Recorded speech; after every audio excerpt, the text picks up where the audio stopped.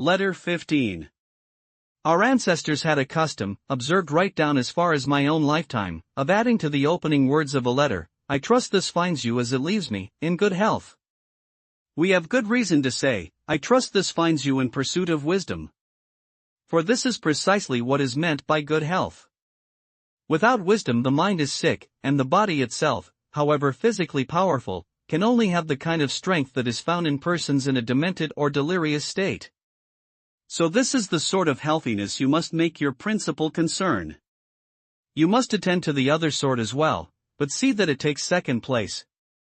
It won't cost you any great trouble if good health is all you want.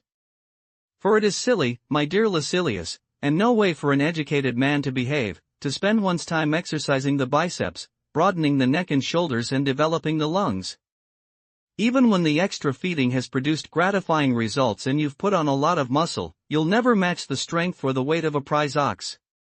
The greater load, moreover, on the body is crushing to the spirit and renders it less active. So keep the body within bounds as much as you can and make room for the spirit. Devotees of physical culture have to put up with a lot of nuisances. There are the exercises, in the first place, the toil involved in which drains the vitality and renders it unfit for concentration or the more demanding sort of studies. Next there is the heavy feeding which dulls mental acuteness. Then there is the taking on as coaches of the worst brand of slave, persons who divide their time between putting on lotion and putting down liquor, whose idea of a well-spent day consists of getting up a good sweat and then replacing the fluid lost with plenty of drink, all the better to be absorbed on a dry stomach. Drinking and perspiring, it's the life of a dyspeptic. There are short and simple exercises which will tire the body without undue delay and save what needs especially close accounting for, time. There is running, swinging weights about and jumping, either high jumping or long jumping or the kind indulged in by the priests of Mars, if one may so describe it, or to be rather more disrespectful, by the laundress. Pick out any of these for ease and straightforwardness. But whatever you do, return from body to mind very soon. Exercise it day and night. Only a moderate amount of work is needed for it to thrive and develop. It is a form of exercise to which cold and heat and even old age are no obstacle. Cultivate an asset which the passing of time itself improves. I'm not telling you to be always bent over book or writing tablets. The mind has to be given some time off, but in such a way that it may be refreshed, not relaxed till it goes to pieces. Traveling in one's carriage shakes the body up and doesn't interfere with intellectual pursuits. You can read, dictate, speak, or listen, nor does walking, for that matter, preclude any of these activities.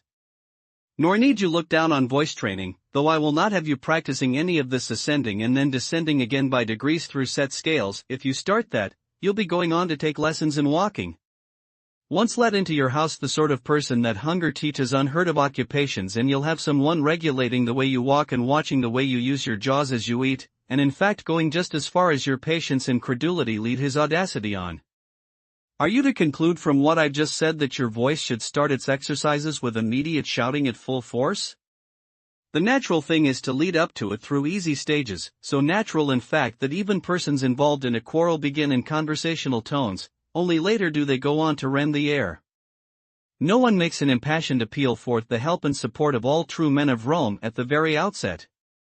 Our purpose in all this is not to give the voice exercise, but to make it give us exercise. I have relieved you, then, of no little bother. To these favors there shall be added the following small contribution, a striking maxim that comes from Greece. Here it is: the life of folly is empty of gratitude, full of anxiety, it is focused wholly on the future. Who said that, you ask? The same man as before. And what sort of life do you think is meant by the life of folly? Babas and Agios, no, he means our own life, precipitated by blind desire into activities that are likely to bring us harm and will certainly never bring us satisfaction. If they could ever satisfy us they would have done so by now, never thinking how pleasant it is to ask for nothing, how splendid it is to be complete and be independent of fortune.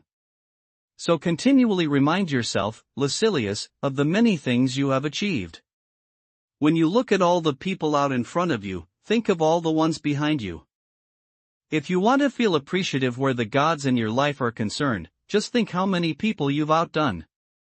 Why be concerned about others? Come to that, when you've outdone your own self. Set yourself a limit which you couldn't even exceed if you wanted to, and say goodbye at last to those deceptive prizes more precious to those who hope for them than to those who have won them.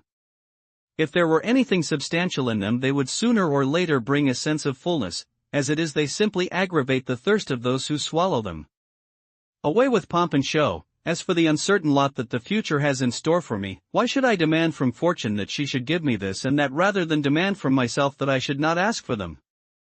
Why should I ask for them, after all? Am I to pile them up in total forgetfulness of the frailty of human existence? What is the purpose of my labors going to be? See, this day's my last, or maybe it isn't, but it's not so far away from it. Thank you. Create your own audio using xnotebook.in.